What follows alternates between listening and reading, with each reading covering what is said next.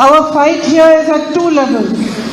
At one level, all of us in the UDF are fighting for our country. We are fighting for our constitution and its values. നമ്മൾ രണ്ട് തലത്തിലാണ് ഈ പോരാട്ടം മുന്നോട്ട് കൊണ്ടുപോകുന്നത്. ഒരു തലത്തിൽ നമ്മൾ UDFന്റെ നേതാക്കന്മാരെല്ലാവരും നമ്മൾ ഒരുമിച്ച് ചേർന്നുകൊണ്ട് ഈ രാജ്യത്തിന്റെ ഭരണഘടനയെ സംരക്ഷിച്ച് രാജ്യത്തെ ഒരുമിച്ച് നിർത്തുന്നതിന് വേണ്ടിയുള്ള പോരാട്ടം നടത്തേണ്ടതുണ്ട്. And that is a fight which we fight together. You fight it here, we fight it here, and in Parliament for you, in Delhi, in other states. All of us together are fighting for this. നമ്മൾ എല്ലാവരും ഒരുമിച്ച് നിന്ന് പ്രവർത്തിക്കുകയാണ്. നമ്മൾ ഇവിടെ നമ്മുടെ മണ്ഡലങ്ങളിൽ, നമ്മുടെ സംസ്ഥാനത്ത്, അതുപോലെ നമ്മുടെ പാർലമെന്റിലെല്ലാം നമ്മൾ ആ പോരാട്ടം ഒരുമിച്ച് നിന്നുകൊണ്ട് മുന്നോട്ട് പോയിട്ടുണ്ട്. Because our country has never seen a period like this, in which the government itself is doing everything to weaken the constitution and to weaken democracy in India. കാരണം നമ്മൾ ഇതിനു മുമ്പ് ഒരിക്കലും ഇത്തരത്തിൽ കണ്ടിട്ടില്ല. ഒരു ഭരണകൂടം തന്നെ രാജ്യത്തിന്റെ ഭരണഘടനയെ അസ്ഥിരപ്പെടുത്തുന്നതിന് വേണ്ടി നടത്തുന്ന ശ്രമങ്ങൾ ഇതിനു മുമ്പ് നമ്മൾ ഒരിക്കലും കണ്ടിട്ടില്ല എന്നതാണ്. And to make them answerable to the public is our job. അവരെ ജനങ്ങളോട് അവരെ കൊണ്ട് മറുപടി പറയിപ്പിക്കേണ്ടത് നമ്മുടെ ഉത്തരവാദിത്തമാണ്. To question them, to remind them that we all work under this constitution, that these values are dear to us, that we will not let them destroy our nation and our constitution is our job.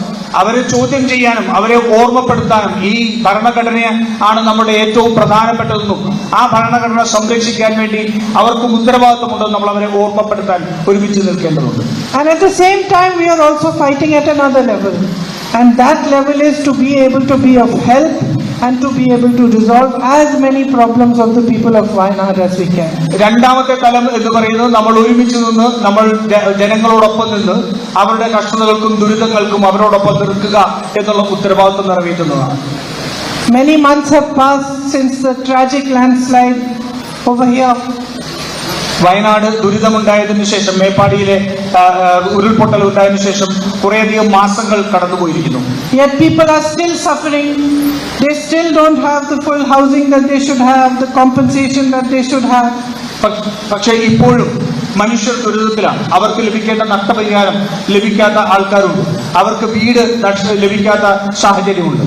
I think through the efforts of all of us, because we continue to raise our voices even in Parliament and outside of it, at least it was declared a disaster of severe nature. ഞാൻ വിശ്വസിക്കുന്നു നമ്മളെല്ലാവരും ഒരുമിച്ച് ഉയർത്തിയ ശബ്ദത്തിന്റെ പോരാട്ടത്തിന്റെ ഫലമായി, ലോക്സഭയിൽ ഉൾപ്പെടെ നടത്തിയ പോരാട്ടത്തിന്റെ ഫലമായി അതിതീവ്ര ദുരന്തമായി കേന്ദ്ര സർക്കാർ ഇതിനെ പ്രഖ്യാപിച്ചു എന്നുള്ളത് നമ്മുടെ വിജയമാണ്.